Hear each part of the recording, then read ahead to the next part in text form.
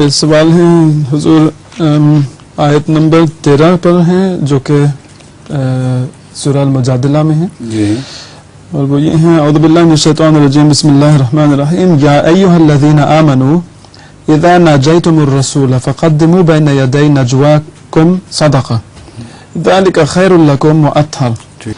اور سوال یہ ہے حضور کہ اس آیت کا مطلب کیا ہے اور کیا یہ خلفاء پر بھی چسپاں ہوتی ہیں؟ نہیں، اس کا تعلق خصوصیت کے ساتھ حضرت صلی اللہ علیہ وسلم کے تعلق میں ہے، اور ضمنی طور پر ممکن ہے کہ خلفاء پر بھی چسپاں ہوتی ہو، لیکن خود رسول کا وقت بہت قیمتی ہوتا ہے، اور اس سے مشورہ لینے کے لیے جاؤ تو استغفار بھی کرو اور کچھ رقم صدقہ دے دیا کرو، اس سے تمہارا دل پاک ہوگا اور رسول کی بات بھی توجہ سے سنو گے.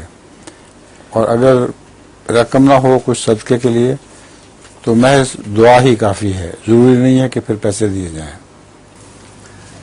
ایک بچہ اپنے باپ سے پوچھتا ہے کہ کیا میں آئس کریم کھا سکتا ہوں؟ تو باپ کہتا ہے کہ نہیں آج سردی ہے. تو کہتا ہے اگر میں کوٹ پہنوں تو